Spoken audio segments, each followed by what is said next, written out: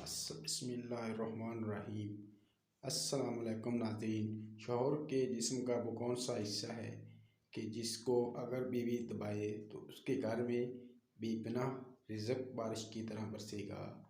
और नबी करीम सल्लल्लाहु अलैहि वसल्लम ने रिज़्क़ में इजाफ़े के लिए कौन सा कमाल अमल बताया कि जिसको करते ही सहाबा पर रिज़्क़ की बारिश होने लगी। ये तमाम बातें इस वीडियो में तफसील से शामिल की जाएंगी। आपसे गुजारिश है कि वीडियो को आखिर तक ज़रूर देखें और अभी तक आपने मेरे इस चैनल को सब्सक्राइब नहीं किया तो अभी सब्सक्राइब कर लें और बेल आइकन का भी दबा लें ताकि आने वाली हर एक मालूमात वीडियो आपके पास बर वक्त पहुँच सके। जज़ाकल्लाह। नाज़रीन, मेरी आज ये वीडियो ख़ास ख़वातीन के लिए है जो कि शादीशुदा है। शौहर के किस हिस्से को दबाने से घर में इतनी दौलत आती है कि जितना मर्जी खर्च कर लें कभी दौलत और रिज़्क़ में कमी नहीं आएगी। आज मैं आपको ऐसा अमल बताने जा रहा हूँ ख़ास तौर पर ख़वातीन को, जिसको सुनकर आप इस अमल के बगैर नहीं रह सकती। सोने से पहले औरत ने शौहर का ये हिस्सा दबा लिया। जिस आपको बताने जा रहा हूँ तो मैं बता रहा हूँ कि घर में दौलत की इतनी फ़र अदा नहीं होगी कि ऐसी जगह रिज़्क़ मिलेगा कि आपको गमान ही नहीं होगा।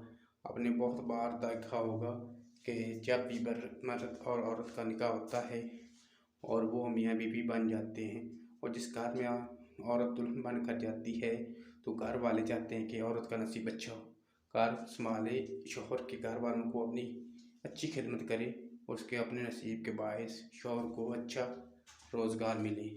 जैसे कि आपने सुना होगा रिज़्क़ औरत के नसीब से मिलता है और औलाद मर्द के नसीब से मिलती है। इसी तरह बहुत सी बातें आपको माशरे में सुनने को मिलती हैं।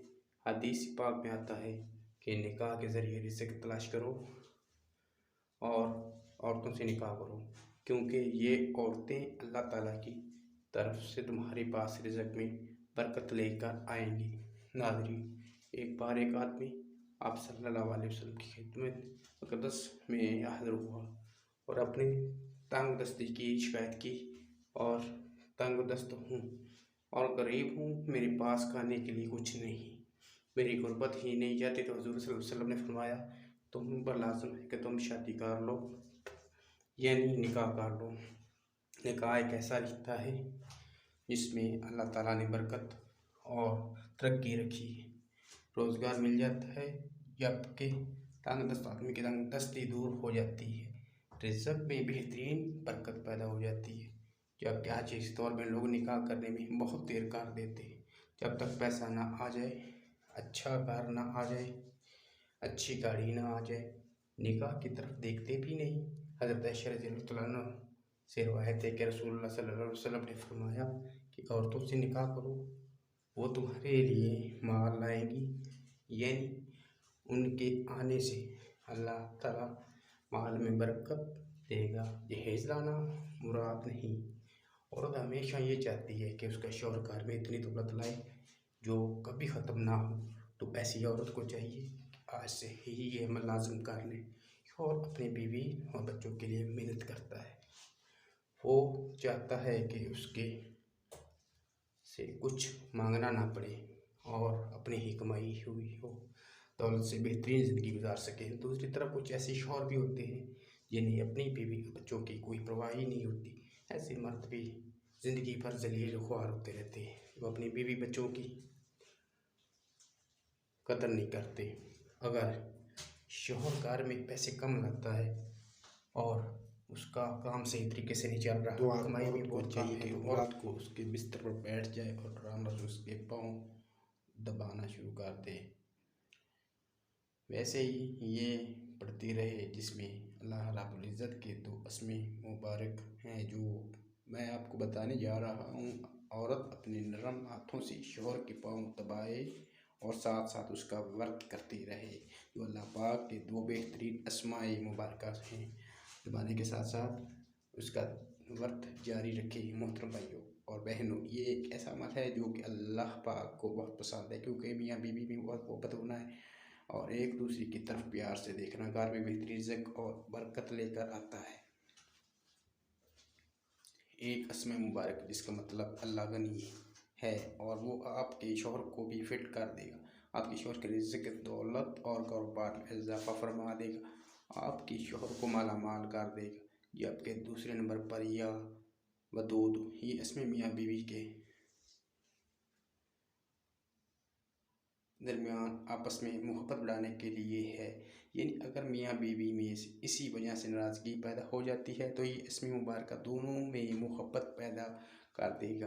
तो इस वीडियो में बताए गए छोटे से वजीफ़े की बरकत से मियाँ और बीवी दोनों के दरमियान मोहब्बत भी बढ़ जाएगी और उनकी दौलत में भी इजाफा हो जाएगा।